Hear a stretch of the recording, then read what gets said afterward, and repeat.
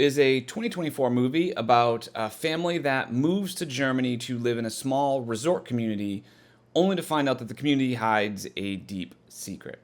And this movie felt like a weird throwback horror film for me. Now, I know there's a huge movement of the idea of an 80s throwback horror film, but most times when people reference that, they're talking about a certain aesthetic point of view. It's set in the 80s or it has the look of an 80s movie.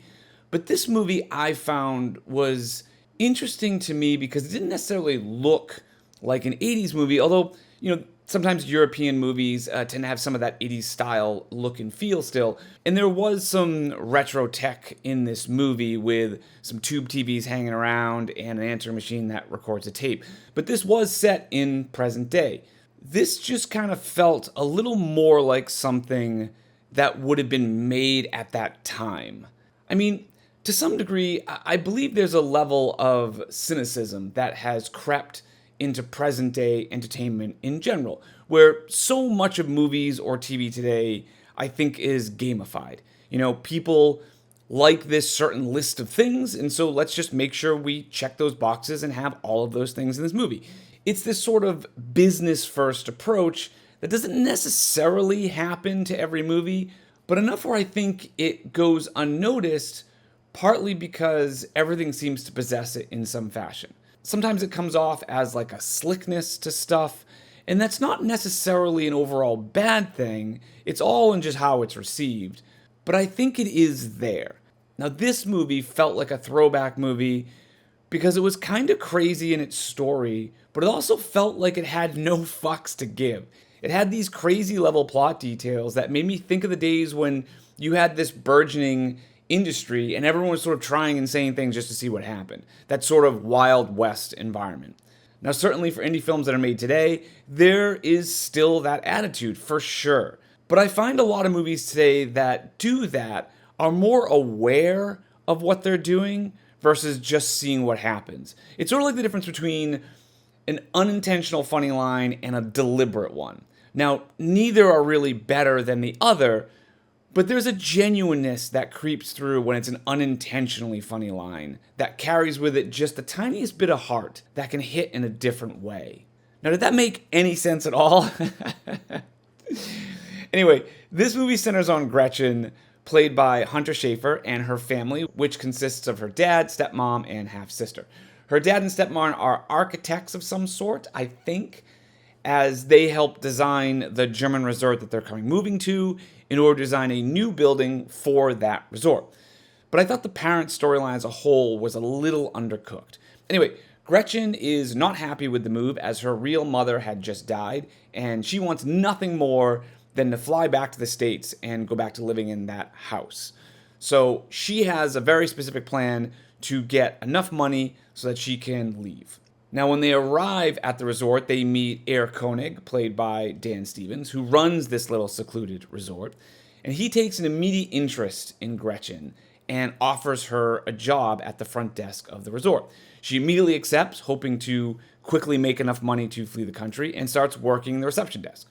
However, things begin to get very strange as Koenig is extremely specific about making sure that the lodge is closed at exactly 10 p.m. and warns her not to ride her bike home. She ignores this, and sure enough, on her way home, she's attacked by a woman running at her at full speed. As you can imagine, this sets off a chain of events where she feels like something's not right at this resort. So that's the basic setup of the film. And really, the movie does a great job of taking off from there. It ends up having some really nice, creepy moments with a genuine mystery as to what is going on, and it unpacks it in a slow way that really waits for the last part of the film to be able to pull all the pieces together.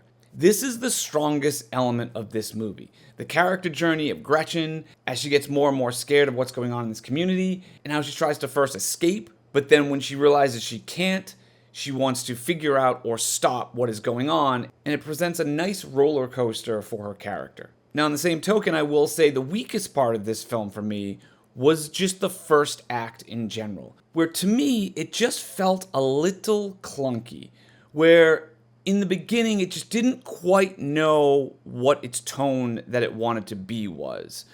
It couldn't quite decide if this was supposed to be a dark comedy or a horror comedy or straight horror.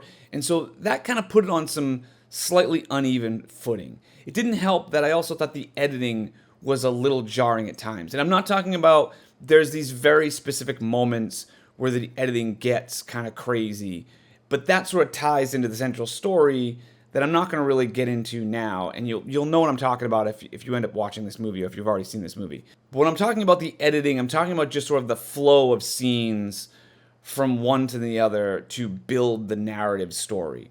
Now, bottom line, I just thought it took a little bit to get its legs under it, but thankfully it really does smooth itself out once it goes past that first act and really gets much better and more interesting, which is funny because for most horror movies, the first act is the easiest. It's the setup and premise and presents the scariest elements.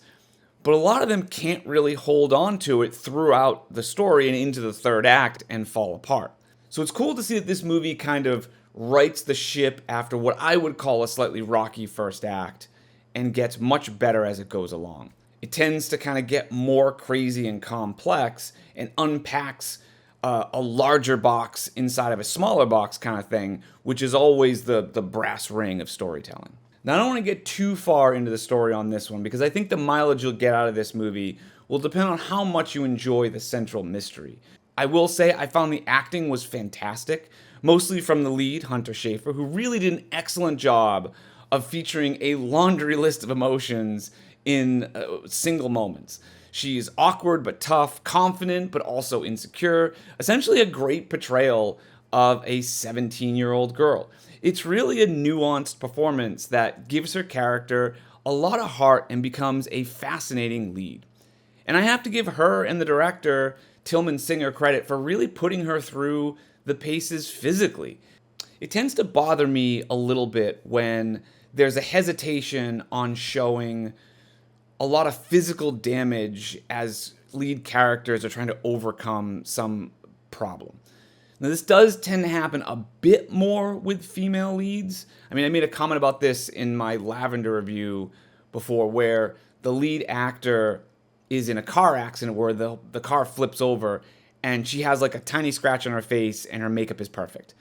But in this, she really gets kicked around and gets busted up. I love that for any lead in these types of films, and I really appreciate it here. Also, Dan Stevens, who plays the German resort owner, is just absolutely pitch perfect in his role, both creepy and interesting. As I mentioned before, I thought the parent characters were maybe a little bit flat. That may be intentional, but I did find that they played the typical kind of useless parent characters that are just there to never take any danger seriously until it's too late.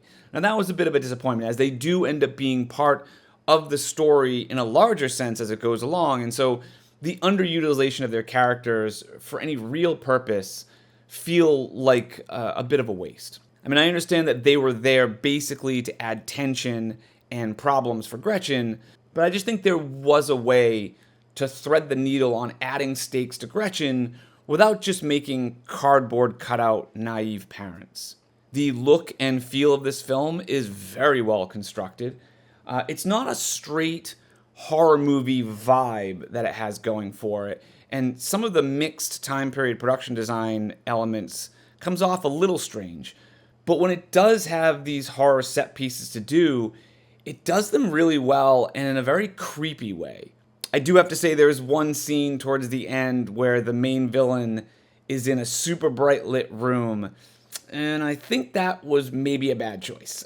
But otherwise, it was able to have some excellent unsettling moments periodically throughout the film, with a story that really was bananas in such a great way. I'd give this movie a B+, but let me know what you think.